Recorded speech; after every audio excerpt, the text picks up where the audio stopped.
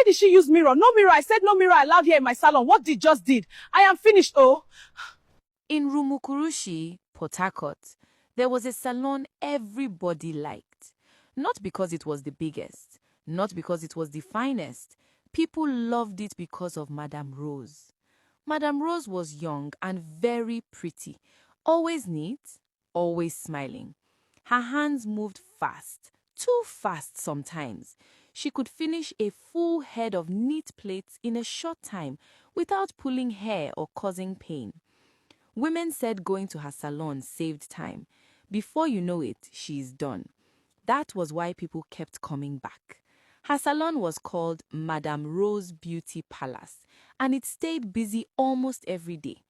There was only one rule: no mirror.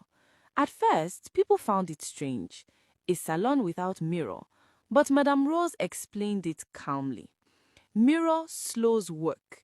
If you trust me, you don't need it. She said it with a smile, and because she was always smiling, people trusted her.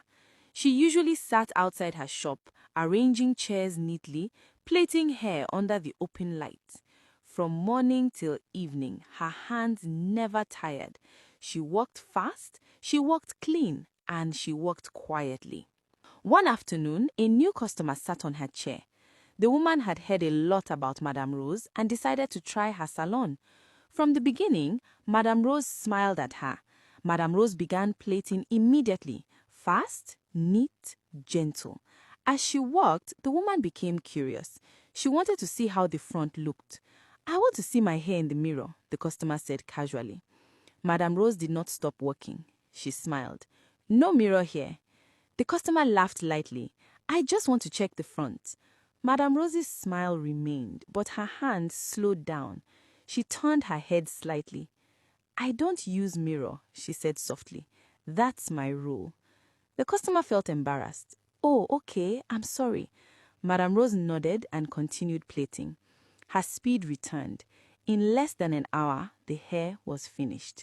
It was neat, very neat. The customer stood up. "Thank you, madame. You are very fast." Madame Rose smiled. "Come again." The customer left. She did not notice the small strands of hair on the ground. Only after the sound of footsteps disappeared did Madame Rose stand up. She slowly looked down. The fallen hair lay scattered on the ground. Madame Rose knelt. Carefully, she picked them up, every single strand. She did not hurry. She did not sigh. She did not speak. When she was done, she poured them into a black, waterproof leather bag. Then she smiled again. Days passed, weeks passed. Madame Rose's salon became even more popular. Women liked her because she was fast, she was gentle, she didn't waste time, she smiled a lot. Some even said she has good hand. People ignored the mirror rule. They ignored the little strange feeling they sometimes had after leaving. Then one woman noticed something. Her edges were thinning. She blamed stress. Another noticed the same thing. Then another. Always the front hair. Always after visiting Madame Rose. Never immediately. Nobody connected it at first.